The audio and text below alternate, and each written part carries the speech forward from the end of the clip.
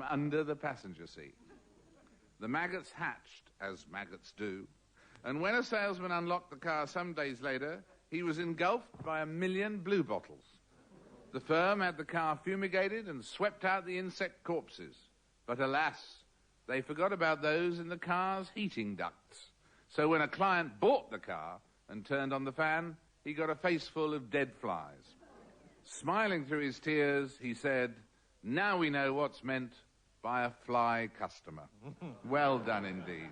Well, anyway, we've got those sort of strange tales for you, but in the program, of course, we'll only be giving you the first half, and then our wise men here will have to work out what really happened and why. Can I just say, the similar thing happened to me when I collected a new car. It was full of food. There was cornflakes in the glove box, bacon and eggs in the door pocket, cheese in the boots. The salesman said, "What do you expect? It's a larder."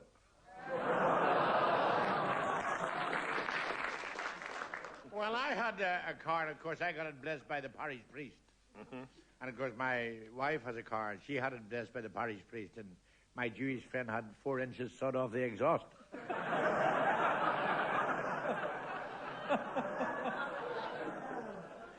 Right, well, we'll move on right now to Tall Tale number 1.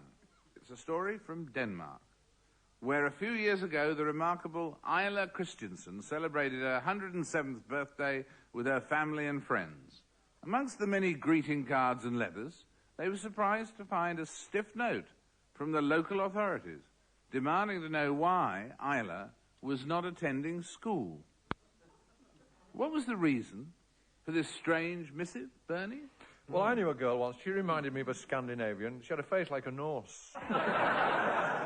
Well, I said to the wife on her birthday, "I'm getting you 2 cards." She says, "That's lovely. I want a Barclay card and an Access card." And she lost the Barclay card, and I didn't report to the police because I said whoever found it was spending less than she was.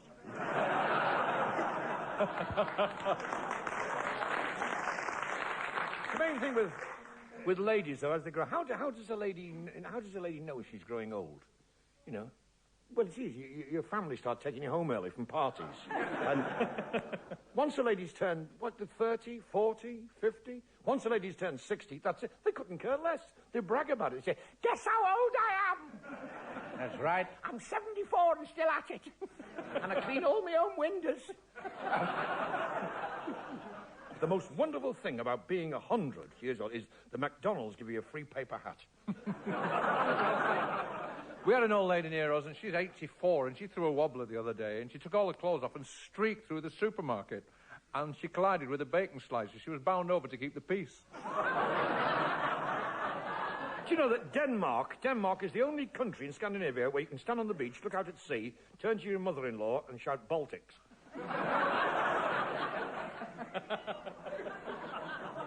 Well, it's not the only one, but it's a good excuse. There's an old lady of 107, and her husband died, and she was heartbroken, so she got a photograph of him, and she took it to the photographic shop, and she said, "I'd like you to alter this photograph, because he's wearing a bowler hat in the photograph, and my husband had a lovely, lovely mane of wavy hair. I wonder if you could remove the bowler hat." And they said, "Of course, we'll remove the bowler hat and we'll retouch the photograph as well. Now, which side did he part his hair on?" She said, "Well, you'll find out when you take his hat off."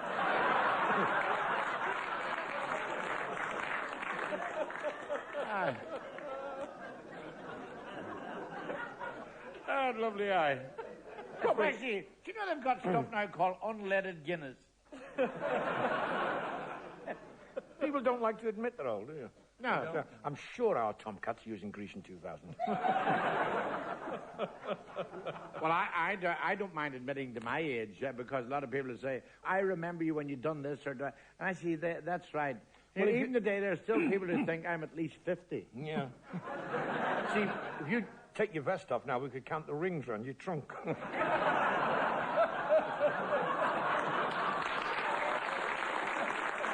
Well, let me tell you, audience, and the many listeners out there, I could have followed that with the greatest ad-lib you ever heard in your life. But not only that, it would have been the end of the BBC.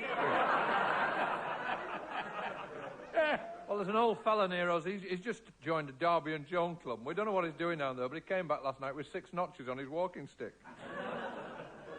Bernie Clifton went to night school. That's why he can't read in the daylight. Well, what's that got to do with this dear old lady from Denmark? I think it was... She was part of It was a computer error. A computer error. Computer error. Exactly. He's done it. What sort of computer error was it? Well, for her school attendance and her age and all that, her birth certificate. Not really. Not really. Absolutely right. Yes, He's right. Pardon me, Mr. Frost. He's right. Yes, he's right. That's right. You're right. I'm right. Yeah. Well,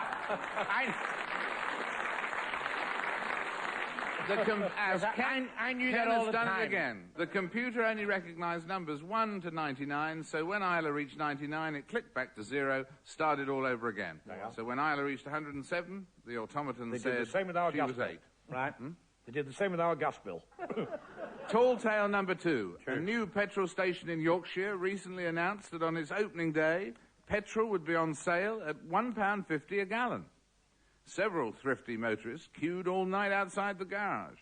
But the last in the queue, a tourist from Scotland, got a big disappointment in the morning. What was it? I stopped for petrol in Sheffield about a year ago, and I said, 1 gallon, please, because I'd had a bad week. I worked that club with you, Frank. Yeah.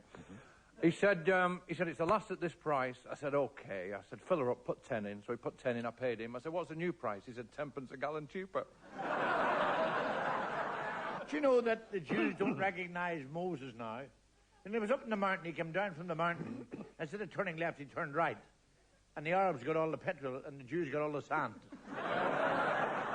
Very good, huh, Frank? Do you know that, Bernie? Frank once took his car to Madame Tussauds to try and get it waxed. These days, petrol pumps are very, very shy, you know. Very shy petrol pumps. That's because they're always hiding behind sacks of coal and potatoes and stuff like that. I've got a mate in Barnsley who's bought a new car. I said, what's it like? He said, it's a 4-litre. 2 litres up front and 2 litres at back. Well, as talking about the Scots here, these 50 Scots, is actually, in fact, this tourist who was from Scotland, he got a big disappointment. Well, I know a Scotsman who actually turned the gas off when he was turning the bacon over. Do you know, Bernie, how do you spot the Irishman in a car wash? I don't know. He's the one on the motorbike. I was in a petrol station last summer. I was filling the car up, and a bloke pulled in, and I noticed I was filling my car up that his rear quarter light was broken. And I mentioned it to him. I said, do you know your rear quarter light's broken? He got out of his car, and he went round the back of his car, and he looked, and suddenly he burst into tears, and he got down, his hands and knees, and he was so distressed, crying his eyes out. I said, come on, for heaven's sake. I said, it's only a quarter light. You'll buy a new one for a tenner. He said, never mind that. I said, where's my caravan? Motoring can be very distressing. I mean, a policeman stopped me for speeding the other week, and he gave me a ticket. And I thought it'd be funny. I said, what's this, a raffle? He said, yes, keep that. 2 more of those, you get a bike. Yes, I always remember the fellow passing the psychiatric hospital. There was a fellow looking over the wall. And a wheel came off the car. He says, well, oh, my goodness. He said, do you know where there's a garage? He said, yes, there's one 8 mile down that way, one 7 mile that one, 5 mile that way, and 6 miles down. Oh, he says, goodness me, I'll take a walk down the one 6 miles near. The fellow says, the psychiatric fellow says, well, why would you do that? He says, take a nut of each wheel, put it on the 4th wheel, and when you go to the garage, buy 4 nuts, and put one on each wheel. Oh, yeah. He said, that's brilliant. He said, and you're in the psychiatric ward. He said, well, I'm in because I'm mad, not because I'm stupid.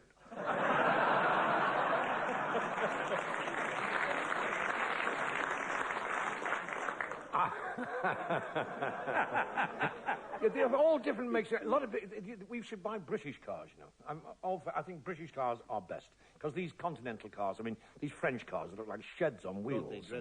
And I mean, even the Irish car, Frank. The Irish car. 4 steering wheels, 1 for each passenger. I mean, that's ridiculous. I think this Scotsman probably stood in this queue for hours and then discovered they told him that he didn't fill lighters. I think they were only selling... His car was diesel. I think they were only selling cheap petrol to the trade. And when he stopped, the attendant said to the Scotsman, are you a mechanic? He said, no, I'm a McTavish, so he never got any. Stop the cop! Well, I think what has happened is the big disappointment was it was £1.50 a gallon, and the Scotsman waited for hours and hours and hours, waiting on happy hour. Telly Savalas pulled into a garage the other day because he saw this sign outside, free air. Was it something to do with the fact that his car was unleaded and the petrol wasn't, or vice versa? No, bad luck. This unfortunate motorist, queuing all night for his cut-price petrol, made the mistake of having the heater on to keep him warm. When the garage opened in the morning, the car wouldn't start because the battery was flat.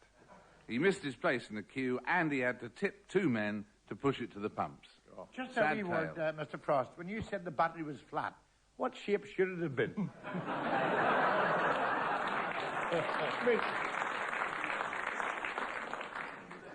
There was a man that invented the electric car, wasn't it? And it was a marvellous success. He drove from London to Glasgow and used 35 pence worth of electricity, costing 4,000 quid for the cable.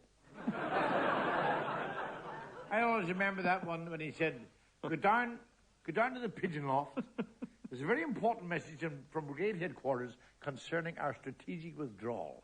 Bring back the message from the pigeon. Right, sir. 20 minutes later, Murphy came in and says, sir, I brought back the message, sir. Grab the pigeon, sir. I said, all right, Murphy. What was the message?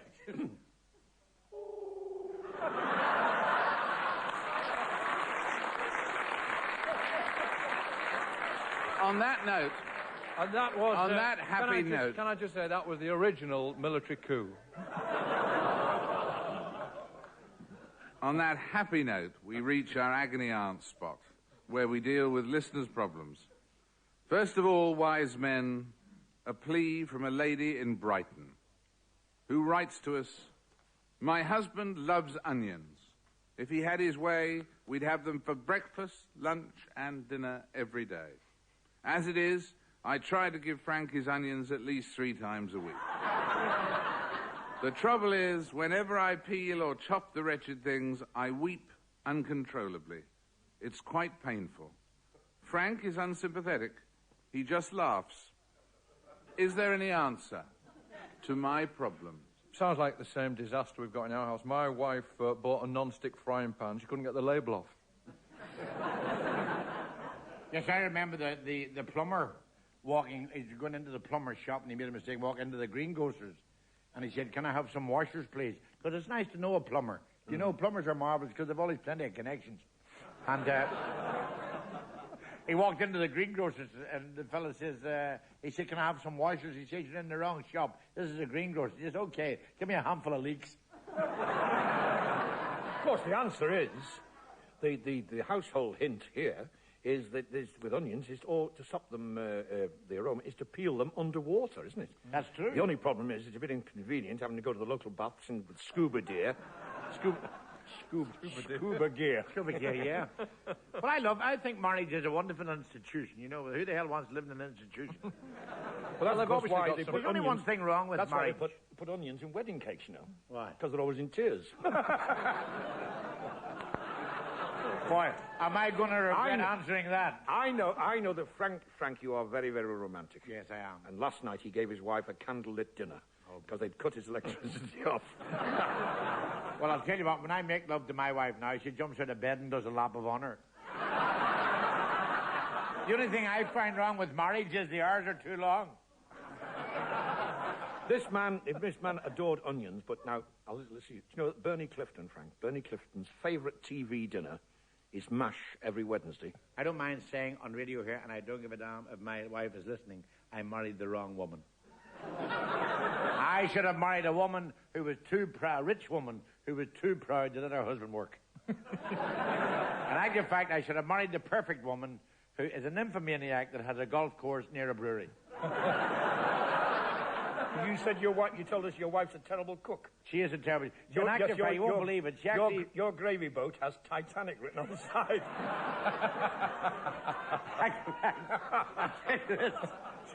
Have you ever heard of anyone burning a tin opener? I remember that I've been married 27 years. I'm on my 4th mirror. And I remember the wedding. Her mother wanted a society wedding, so we got married at the Co-op. So what is the advice, then, about the onions? Peel them underwater seems to be the only clear advice we've got. Peel them underwater and give the man his onions when he wants them. Yeah. Yeah. Well, I think that's the wrong advice. I think what she should do is she should get rid of Frank, because if he is so inconsiderate then I would think he's not the proper husband. So get divorced and let me know where you live, and I'll burn it out. Well, I think, anyway, too many vegetables can be very dangerous. Boil Can the be broth. very bad for your health. Is that the No, I quotation? think it's... No, they can be bad for your health. I mean, too much vitamin E can kill you. I mean, too much vitamin E killed my uncle. A bag of broccoli fell on his head. A man is entitled, if he likes onions, let him have. As a man grows older, he's entitled to be cosseted. And a lot of men, as they grow older... Cosseted? Cosseted. Well, yes, all right, well then. They go in for pickling. In fact, the older a man gets, the more pickling he seems to do. Well, finally, in this section of the My agony favourite aunt- food's jelly. Every time I see a big wobbly jelly, I get this sudden urge to put on a Dolly Parton record. Well, before you do that, an appeal from a South London girl who writes, "My boyfriend and I worry about how our families will get on when we're married, as I am working class and he is upper class. We've tried to adapt. When I go to his lot, I put on a posh voice and stick my little finger out. When he comes to us, he talks rough and leaves a ring around the bath.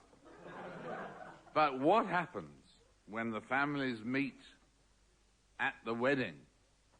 Well, the thing is here, never to have any secrets. I mean, there was a couple that they were, all through their engagements, they kept two terrible secrets from each other. Her secret was that she had terrible halitosis, terrible bad breath, and his secret was he'd got terrible, smetty, swelly feet, or even sweaty, smelly feet. And there he was with these smetty, swelly feet, and until, of course, the final denouement came on the night of the honeymoon, on the first night, where she went to bed first, and he went to the bathroom, and he tried to clean his feet, and she came back, and she was eating mint, and he jumped into bed with her, and she said, this is it, she said, "I've got a terrible secret." He said, "I know, you've ate me socks."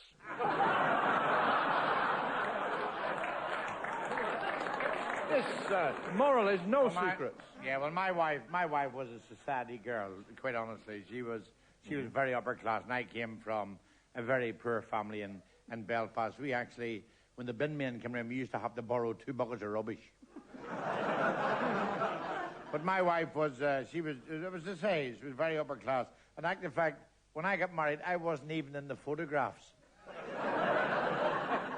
And my mother-in-law didn't want me to marry her, because what was very embarrassing was she arrived in a hearse and wearing a veil. I think this... And I remember my mother sitting down at the back of the taxi, and you know the way the shoes tied on, she was trying them on. And we got married in the backyard so the chickens could get the benefit of the rice.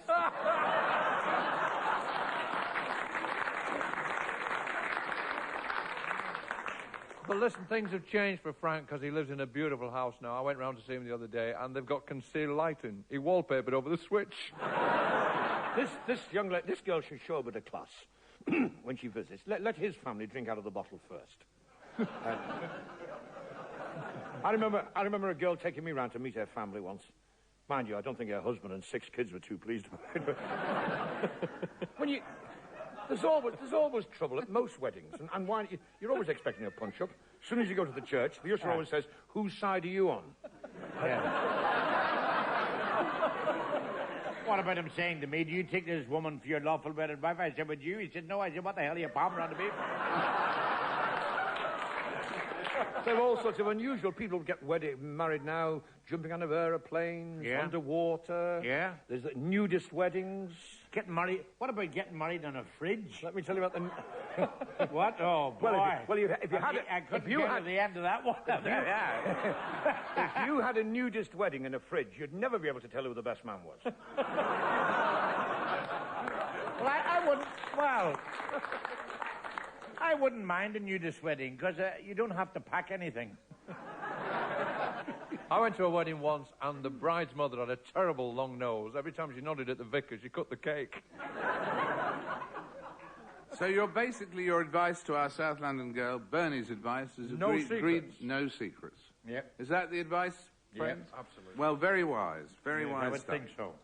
And in fact, do you know I got married with a Salvation Army band? And it was really an upper-class wedding. But you would realize this was... And the Salvation Army band had a string section. I think you have to, when anything like, when that's a settlement like that, all has to be behind you. All complaints, troubles, people with amnesia should forget all about it. And my brother-in-law said, this Salvation Army captain said, what hymn would you like? And my brother-in-law said, him playing the big drum. This lady in America Said, would you like a walk ride? He went, yeah! This couple in America got married for about the 5th time. You know, about the 5th time, and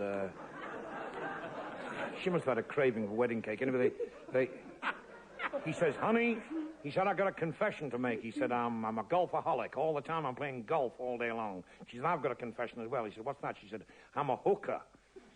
What shall I do about it? He said, well, if you get a better grip, he said, fine. Right, well then, back with that magnificent advice to our tall tales with a theatrical mystery, folks. The 19th century actor-manager, Sir George Reynolds, took his company all over England, Wales and Scotland, delighting the locals in plays ranging from Shakespeare to Murder in the Red Barn. But he refused all invitations to take his company to Ireland. Why was this, Frank? Well, I think it's a very obvious answer here. I remember reading about this Sir George Reynolds when he was in that famous pantomime, Aladdin and His Wonderful Lamp, and he got the sack. He was playing the wick. And he was well oiled every night. I think the answer is in the very last phrase, Mr. Frost, because it said he refused all invitations to take his company to Ireland. You know the answer? They couldn't get standby flights. I think He refused to go to Ireland. Sir George Reynolds refused to go to Ireland because Frank Carson wouldn't give him elocution lessons. I think in a previous experience he had a disaster in Dublin. He organised a gay 90s ball, and all the men were gay and all the women were 90. Well, you'd know a lot about that, Bernie. Not that, I mean about the acting bit. I mean, I'm talking about you because you are a well-known thespian. You're right, yeah, absolutely. He was in the film Chariots of Fire. He played a wingnut. And in Streetcar Named Desire, he was the conductor in that or a tram ticket. I remember him in that also, yes. A couple of years ago, he had a small part in Lace, but his wife caught him in the bedroom and made him take him off. Somebody told this actor-manager, somebody told Sir George Reynolds that in Ireland you get leprechauns, and he didn't fancy it because he already had bunions. I think on a previous visit to Ireland, it was in his one-man show. All through the play, the audience was shouting, "Oh, surely hula juice! Oh, surely hula juice!" And as Frank would know, this Reynolds thought that it was Gaelic for encore and more. So he carried on, and right through the performance, they were all shouting, "Oh, surely hula juice! Oh, surely hula juice!" And anyway, he was very pleased about this because he thought it was encore. And on the way home, the theatre manager says, "Be careful as you go across that field. There's been some cattle in it today. Mind you don't tread into the Oh, surely hula juice." Yes, well, the Red Barn was very, very famous. I think a lot of the audience will remember the story when they came into the room where the murder actually was committed, and they pulled down the fireplace, and there was a man standing there with a card around his chest, and it said, "Irish hide-and-seek champion." Perhaps he wouldn't go to Ireland because he owed money to Terry Wogan. Well, Wogan's not using makeup now. He's using ready-mix. And I wonder if that is really a wig he's wearing. What would you think? Well, you can do a lot now on those the ready-cut looms. Yes, indeed, because I remember it actually is a wig. I can tell people here because I remember going in and saying, "Give me a wig," and the fellow said, "Well, is it with tax?" He said, "Well, no, just give it the stuff you stick it on with."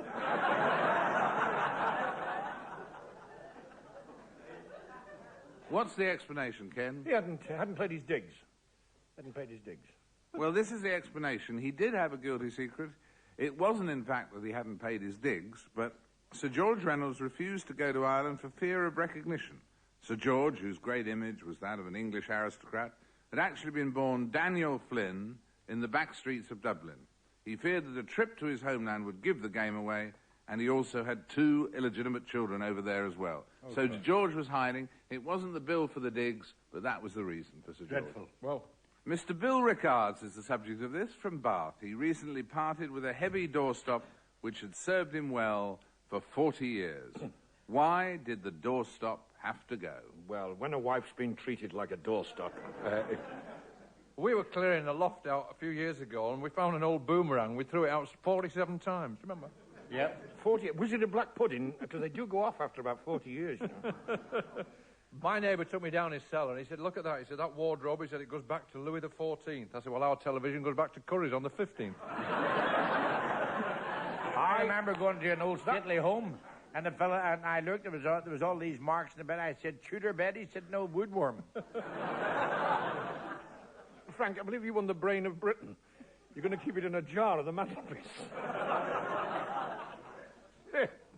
There's a I fellow think that it was probably an antique doorstop. Somebody told him that this, whatever he was using for a doorstop, was worth a fabulous amount of money, so he sold the money and bought himself a Well, why did the Skoda. doorstop have to go? Not I think quite, that's no, the main but point. it did have to go. You're throwing away some... I believe that the doorstop had to go because he discovered, or somebody more knowledgeable than himself discovered, that it actually was an unexploded shell. Exactly right. Good heavens.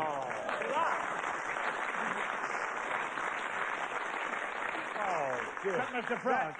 That is brilliant. It was an brilliant, unexploded shell, and a bomb disposal squad was called in to deal with it. And just God. luckily, Mr. Rickard's family were not the kind who slammed doors over the Thing previous is an 40 Irish years. boomerang. If you have any tall tales to amaze us with, or personal problems you'd like discreetly aired, we'd love to hear from you.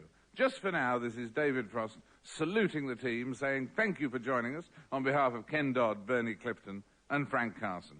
Andrew Palmer and Nell Brennan, who devised and researched, and our producer, Edward Taylor. We hope you'll be with us again next time. It's time to pull the other one.